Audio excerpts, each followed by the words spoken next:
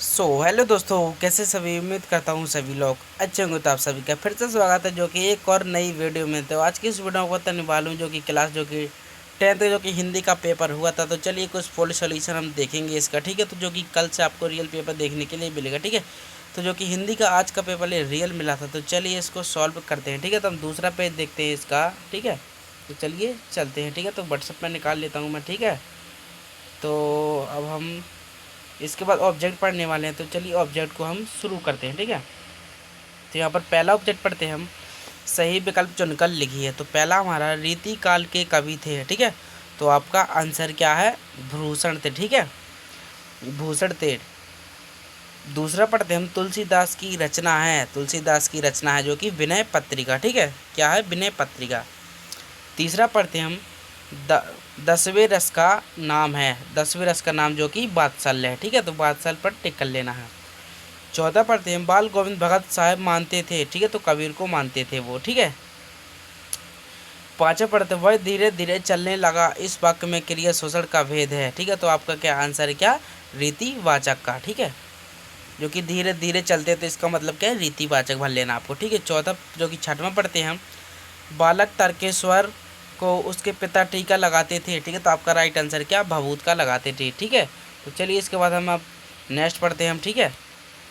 लेकिन next page खोलते हैं अब हम। इसके बाद जो कि तीसरा खोलते हैं हम, ठीक है। तो चलिए इसके हम दूसरा पे आ जाते हैं, ठीक है। तो चलिए अब हम ये पढ़ लेते हैं। खालिस्तान जो कि रिक्त स्थानों की पूर्ति कीजिए। तो यहाँ पर पहला पढ़ते हैं। सूरदास के डॉट डॉट गुरु थे, ठीक है। तो आपका क्या आंसर है? जो कि वल्लभाचार्य, ठीक है। उनके सूरदास जी के गुरु वल्लभाचार्य थे, ठीक है। तो पहला वाला सही है।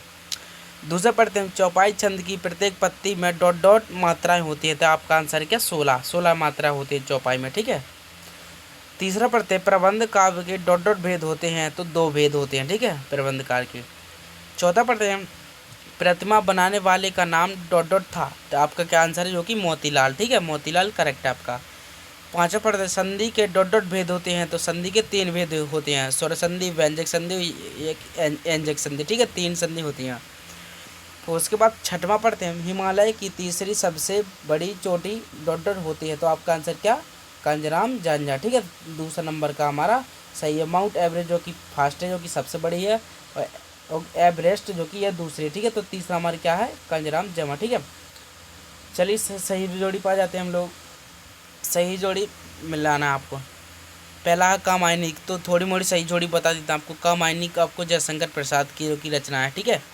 दूसरी मानवीय क्रियाओं का आरोप, ठीक है। तो गद्य की प्रमुख विधियाँ, ठीक है। इसके बाद आपको सही जोड़ी कर लेना है। मैंने आपको एक जो कि ऑब्जेक्ट और खालिस्तान जो कि क्लियर करा दिए। इसके बाद एक वाक्य देख लेते हैं हम लोग। एक वाक्य में उत्तर दीजिए। कवि निराला ने बादलों की तुलना किससे की थी, ठीक है। तो आपका आंसर देना है इसको। कवि ने बादलों की तुलना किससे की थी, ठीक है।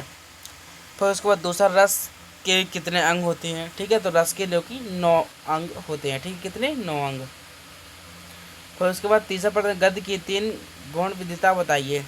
फिर समास के कितने प्रकार? समास के जो कि 3 प्रकार होते हैं, ठीक है। पांचवा हमारा एक एक अनार 100 बीमार का अर्थ है, ठीक है। तो आपको एक मुहावरे देना है, ठीक है। भोलेनाथ के पिताजी गंगा के आटे की कितनी गोलियां प्रभावित थी, ठीक है। तो इस प्रकार से आपको ये भी बता देना है, ठीक है। तो आई होप आपको ये थोड़ी सी वीडियो जो कि समझ में आ गई होगी। अगर आपको इससे आगे की सॉल्यूशन चाहिए तो कमेंट कर देना, ठीक है। तो आगे का सॉल्यूशन भी मैं डाल दूंगा। तो चलिए मिलेंगे तब की नेक्स्ट वीडियो में। Thanks for watching, bye bye.